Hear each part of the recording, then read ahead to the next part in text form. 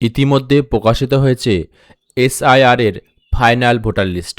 কিন্তু voter list প্রকাশিত হওয়ার পরে আপনারা অনেকে ডাউনলোড করে নিয়েছেন এবং ডাউনলোড করার পরে নামের পাশে এখানে দেখতে পাচ্ছেন যে অ্যাড জুডিকেশন এমন অপশনটা দেখাচ্ছে বা কিন্তু ডিলেট অপশন দেখাচ্ছে।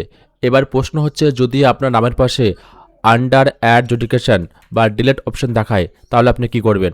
তো এই ভিডিওতে স্টেপ বাই স্টেপ দেখাবো আপনার পরবর্তী স্টেপ কি হবে। তা আপনাকে অবশ্যই যে কাজগুলো করতে হবে তার জন্য ভিডিওটা অবশ্যই প্রথম থেকে লাস্ট পর্যন্ত দেখবেন, কোনো জায়গায় বাদ দেবেন না। আর ভিডিওটিকে অবশ্যই লাইক করবেন, আর চ্যানেল বা পেজে প্রথম হয়ে থাকলে অবশ্যই সাবস্ক্রাইব বা ফলো করে রাখবেন। তা চলুন দেখে নিই আপনার পরবর্তী কাজটা কি। তা বন্ধুরা, অন স্ক্রিনে আপনারা দেখতে পাচ্ছেন যে অনেকে এসআর ভোটার লিস্টে নামের উপর আন্ডার অ্যাডজুডিকেশন লেখা দেখে অনেকে দুশ্চিন্তায় আছেন। তা সহজ ভাষায় আমরা বিষয়টা জেনে নিই। তা প্রথমত আমরা জানবো যে আন্ডার অ্যাডজুডিকেশন বলতে কি বোঝায়। এর অর্থ আপনার জমা দেওয়া কাগজপত্র এখনও যাচাই প্রক্রিয়ায় বাকি আছে। হাইকোর্টের নির্দেশ অনুসারে গঠিত বিচারকদের কমিটি এটা যাচাই করতে বাকি আছে।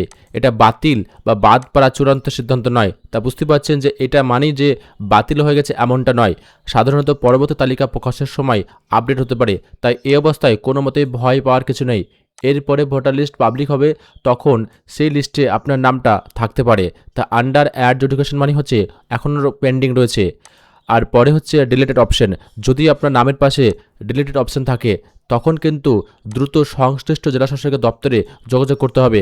ডিলেটেড মানে হচ্ছে আপনার ভোটার লিস্ট থেকে নামটি পুরোপুরি বাদ চলে গেছে, তখন কিন্তু আপনাকে অবশ্যই যোগাযোগ করতে হবে। এই ব্যাপারটা সিরিয়াস হবেন।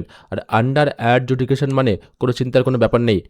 তো আরেকটা কথা আপনাকে জানিয়ে রাখি যে ড্রাফট তালিকা প্রকাশের পর প্রায় 1,40,00,000 নাম লজিক্যালের ডিসপেন্সি এবং আনএভোটেড ক্যাটাগরিতে গিয়েছিল। তার মধ্যে প্রায় 50,00,000 সনদের কাগজপত্র এখনও যাচাই করা হয়নি। এই অংশটাই মূলত আন্ডার অ্যাডজুডিকেশন হিসেবে দেখানো হচ্ছে। তো এই ব্যাপারটা যদি আপনি ভালো করে বুঝে যান তাহলে কোনো রকম সমস্যা হবে না। তা ভোটার লিস্টটা আপনি ডাউনলোড করতে পেরেছেন কি পারেননি অবশ্যই কমেন্ট করে জানাবেন। এবং যদি না পেরে থাকেন, আমাদের চ্যানেলে অলরেডি ভিডিও চলে গেছে, সেই ভিডিও দেখে আপনি সহজেই ডাউনলোড করে নিতে পারবেন।